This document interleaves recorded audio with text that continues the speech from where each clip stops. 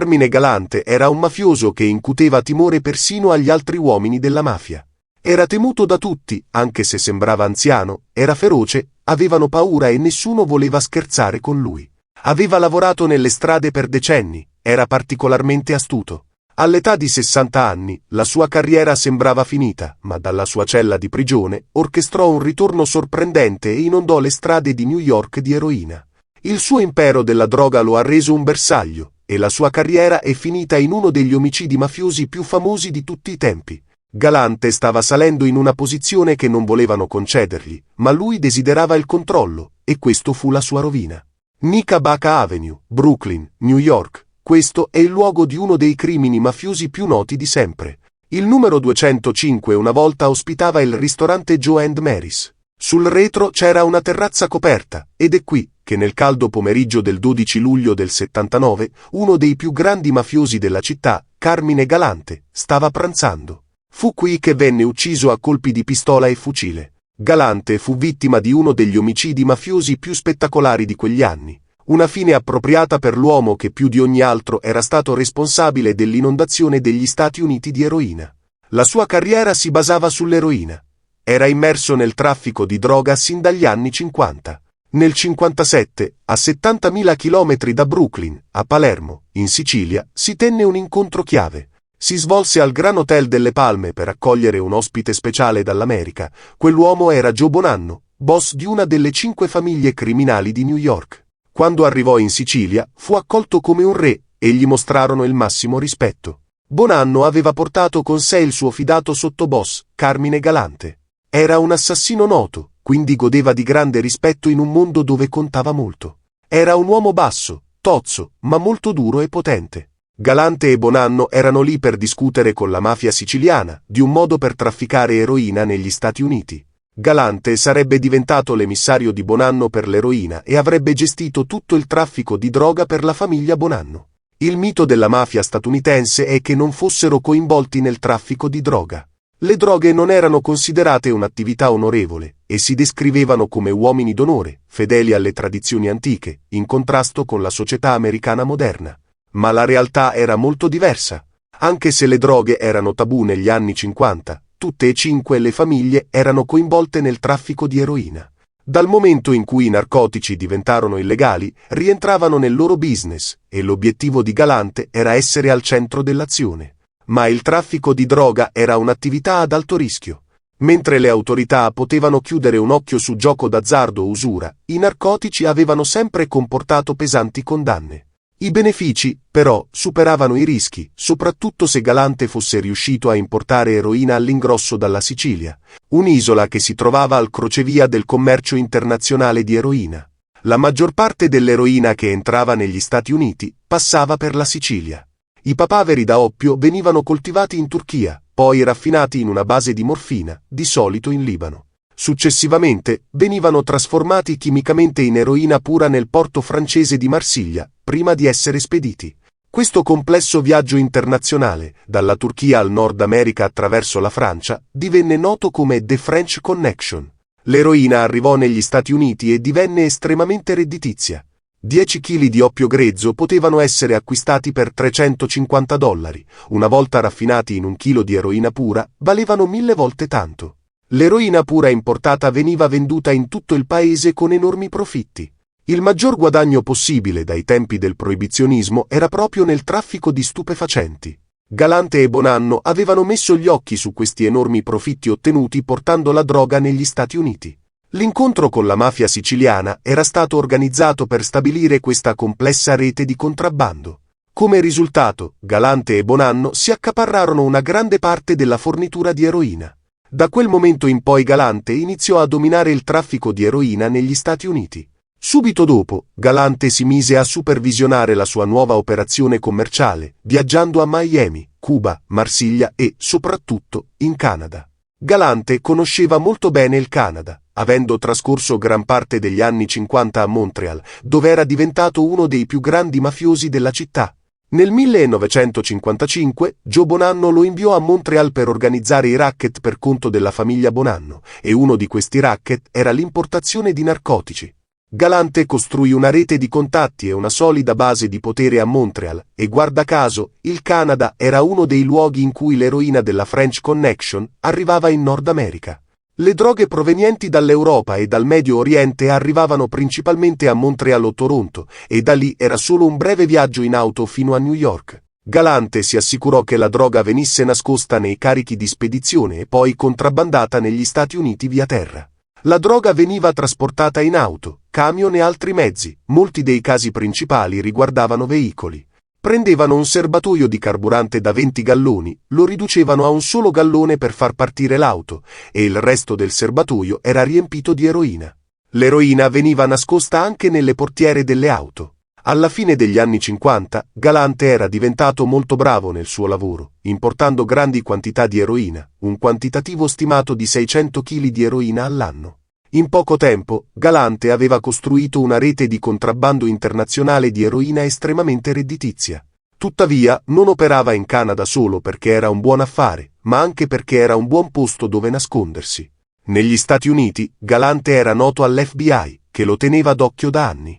Era uno dei criminali più pericolosi del paese. Con una fedina penale impressionante, nel 1930 era stato incarcerato a Sing Sing per aver sparato a un detective, e nel 1943 era stato implicato come sospetto assassino di un giornalista italiano dissidente, Carlo Tresca.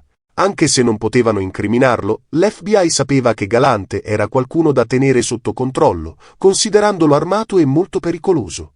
L'FBI sapeva persino dove abitava, inclusa la sua residenza su Park Avenue con vista sul Chrysler Building. La pressione delle forze dell'ordine lo rendeva nervoso e si nascondeva. Tuttavia, tutte le sue attività di narcotraffico avevano attirato l'attenzione di un'altra agenzia di polizia, ancor più temibile dell'FBI, l'FBN, il Federal Bureau of Narcotics. L'FBN era incaricato di combattere il contrabbando di oppio ed eroina in tutto il mondo. Dal 59, l'FBN iniziò a prendere di mira Galante, e presto ottennero una svolta, scoprirono dove si trovava e lo arrestarono nel 61, con l'accusa di traffico di stupefacenti. Il caso arrivò in tribunale nell'aprile del 62, e Galante ricevette una condanna a 20 anni di prigione, prima ad Alcatraz e poi a Louisburg, in Pennsylvania. Sembrava che la carriera di Galante fosse finita. Anziché disperarsi, Galante usò il tempo in prigione per pianificare il suo ritorno. La prigione rafforzò la sua ambizione di fare soldi e, un giorno, di guidare la sua famiglia. La sua strategia cominciava a prendere forma. Anche se era in prigione, Galante si assicurò di mantenere tutti i suoi vecchi contatti per l'eroina e le rotte di approvvigionamento. Riuscì a rimanere coinvolto nel traffico anche da dietro le sbarre e certamente esercitò un'influenza sulla famiglia Bonanno dalla prigione. Aveva già stabilito contatti in Sicilia, che erano ancora attivi, così come quelli in Canada. Iniziò poi a nutrire l'idea di prendere il controllo della sua famiglia. Per farlo, aveva bisogno di enormi quantità di denaro. Essere solo uno dei tanti importatori di eroina non sarebbe stato sufficiente, aveva bisogno di diventare l'unico fornitore all'ingrosso di eroina negli Stati Uniti.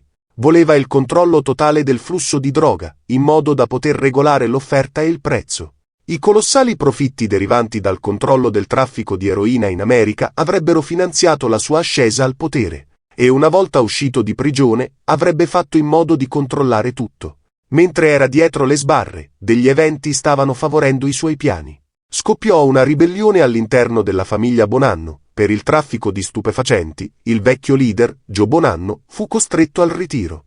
Molti dei capi che lavoravano sotto di lui furono uccisi o si ritirarono, e la famiglia Bonanno entrò in guerra con le altre famiglie mafiose, creando un vuoto di potere. Nel 74, Philip Rizzo fu nominato capo della famiglia, ma era sotto inchiesta e stava per essere mandato in prigione.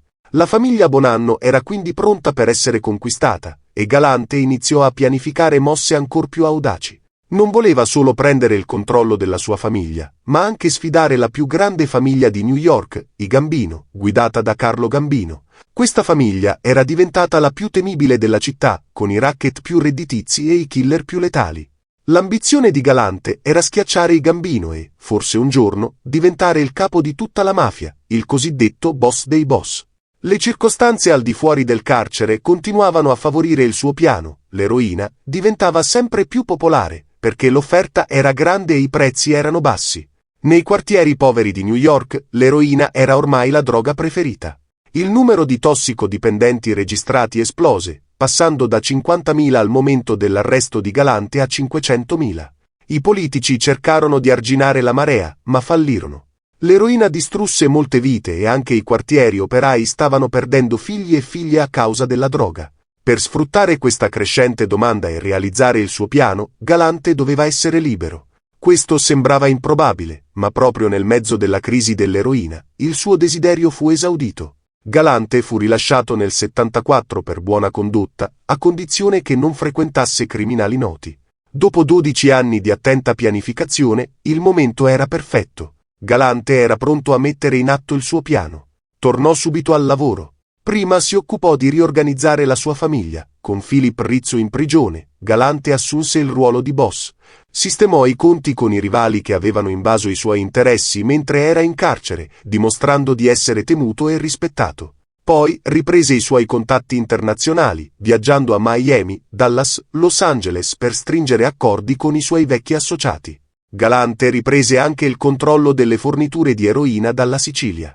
Aveva aperto un canale stabile, con un flusso continuo di eroina verso gli Stati Uniti. Questo flusso era facilitato da un metodo innovativo per contrabbandare la droga, durante gli anni 70. Gli aerei di linea che arrivavano a New York spesso trasportavano eroina nascosta nei bagagli. Sui voli, ogni giorno 1 o 2 valigie cariche di eroina pura venivano caricate senza accompagnatori e, una volta atterrate, un facchino mafioso le prelevava prima che passassero per la dogana, facendole entrare nella rete di distribuzione. Ma importare la droga non era abbastanza. Galante aveva bisogno di una rete di distribuzione e così decise di usare le pizzerie come punti di vendita. Questo gli offriva anche l'opportunità di colpire i suoi rivali, i Gambino, che dominavano l'industria della pizza e del formaggio. Una serie di incendi nelle pizzerie segnò l'inizio della sua campagna contro i Gambino. Mentre apriva nuove pizzerie controllate da lui e le usava per distribuire grandi quantità di eroina ai suoi spacciatori.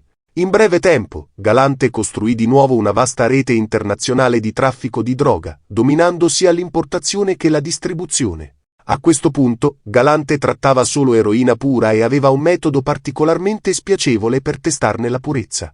Divenne famoso in quel periodo per quello che chiamava il test dell'uomo. Un tossicodipendente veniva rapito da Harlem e drogato con 2 dosi di eroina.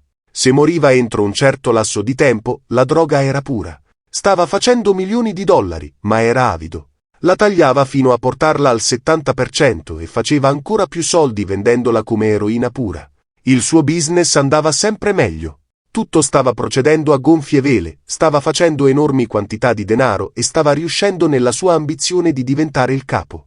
L'unica cosa che avrebbe potuto rovinare la sua ascesa vertiginosa al potere era la legge o la gelosia di altri mafiosi che risentivano della sua crescente supremazia.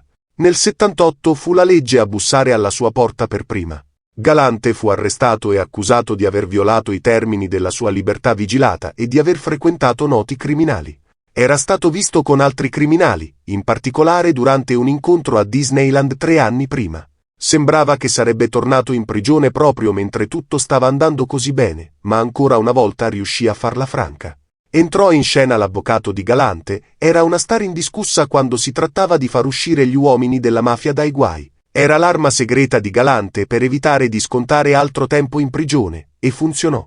Nel 78 fu annullata l'accusa di violazione della libertà vigilata. Le forze dell'ordine erano fuori gioco, ma Galante aveva ora una minaccia ancora più pressante, i mafiosi gelosi. Galante non era stupido, sapeva che volevano una parte dei suoi profitti, ma pensava di avere la soluzione perfetta, un modo infallibile per proteggersi. Reclutò una banda di killer, direttamente dalla sua patria siciliana e dalla stessa città della sua famiglia, Castellammare del Golfo. Il soprannome dispregiativo per questi uomini era Zips e avevano dei ruoli ben definiti. Per Galante, gli Zips non erano deboli come i gangster americani, ma educati ai vecchi metodi, e la loro lealtà era leggendaria. Un altro vantaggio era che gli Zips non avevano precedenti penali negli Stati Uniti, quindi nessuno li conosceva. Ma questa sua pensata gli si ritorse contro. Il 12 luglio del 79, l'autista di Galante lo lasciò al ristorante italiano Joe and Mary's su Nicobaca Avenue. Era il ristorante del cugino di Galante, è un ristorante lungo e stretto, e nel retro c'è un caffè all'aperto con tavoli e sedie. Galante ci aveva mangiato molte volte. Aveva con sé 2 guardie del corpo di fiducia armate, Cesare Bombentre e Baldo Amato, che lo sorvegliavano. Si sentiva al sicuro. Avevano appena finito di mangiare, quando Galante stava per accendere un sigaro. In quell'istante 3 sicari entrarono e li fecero a pezzi. Galante fu colpito a morte, sigaro in bocca. Anche il cugino Giotano fu ucciso, così come l'altro compagno di pranzo, Leonardo Coppola.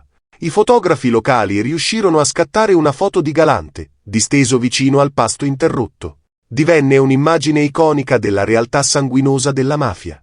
Era la famosa foto che fece il giro del mondo. Fu un colpo così perfetto che entrò nella tradizione della mafia.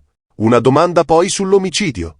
Dove erano finite le guardie del corpo? Dei testimoni parlarono di 2 uomini con giacche di pelle, che corrispondevano alla descrizione di Cesare Bombentre e Baldo Amato, visti fuggire dalla scena del crimine. Sembrava proprio che le guardie del corpo, incaricate di proteggere Galante, lo avessero tradito. Divenne uno dei casi più importanti da risolvere, per dimostrare che stavano prendendo seri provvedimenti contro il crimine organizzato. Alla fine, l'unico indizio su quanto accaduto venne grazie a un colpo di fortuna.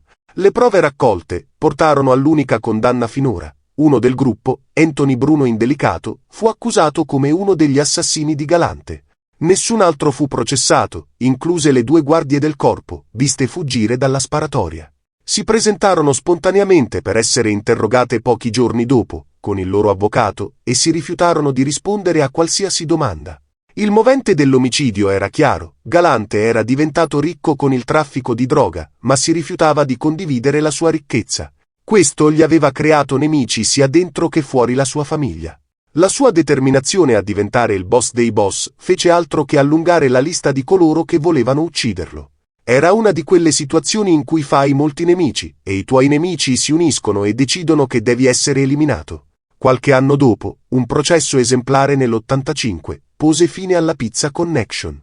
Dopo la morte di Galante e lo smantellamento della Pizza Connection, il coinvolgimento della mafia nel traffico di droga diminuì. Altri gruppi presero il controllo e nuove droghe divennero popolari. La French Connection fu sostituita da nuove rotte di contrabbando e nuovi signori della droga. Quanto a Carmine Galante, dimostrò che la determinazione può portarti lontano e molto rapidamente. Ma il suo spettacolare omicidio dimostrò che si può essere troppo ambiziosi e troppo avidi, anche per la mafia. Galante voleva essere il capo, ma non ce l'ha fatta. Purtroppo stava salendo in una posizione che gli altri membri non volevano che occupasse, e questo è ciò che lo ha fatto uccidere.